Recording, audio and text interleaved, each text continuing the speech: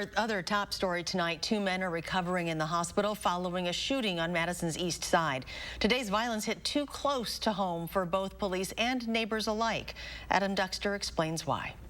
Paul Villanueva and his family were relaxing in their east side home today when they say in just a moment, chaos struck as an SUV went into their bedroom basement window.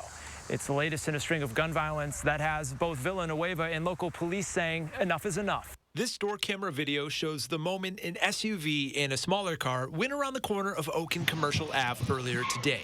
Seconds later,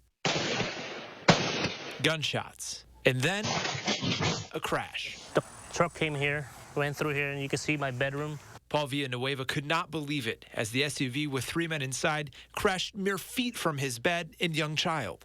First I thought it was a bunch of gunshots. So what I did is I obviously dove towards my son to make sure he's protected because I don't know what it is. That same door camera then shows 3 men, 2 of them wounded, sprinting away from the scene. For Paul's 14-year-old daughter, Kyla, it's a scene all too familiar. I always hear gunshots around here, so I wasn't really scared or anything, but yeah, the car crash definitely concerned me. But for a kid to be, used to a gunshot, that shouldn't be the world we live in and grow up at. You know what I mean? That's pretty sad for her to say, I'm used to the gunshot.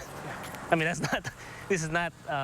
we're not a war zone. Police say this weekday broad daylight shooting put everyone at risk. There's a park around the corner. I mean, just look at, I see 3 bikes right here.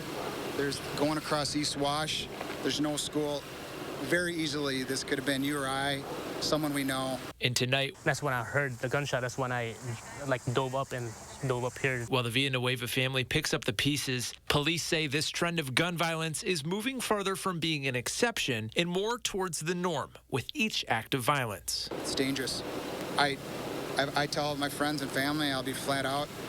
I know you're supposed to give your opinion. It is dangerous. I drive, even as a cop, when I drive in Madison, where I am a lot, my head is on a swivel because there's so much gunfire, and there hasn't been as much accountability the last couple months. Villanueva himself is a Navy veteran of more than 2 decades, and he says of all the places he's lived in the country, he had considered Madison to be one of the safest. Although after this summer, he says that's something he's starting to reconsider. On Madison's east side, Adam Duxter, News 3 Now. Police say they are still looking for the dark-colored sedan they believe to be responsible for today's shooting.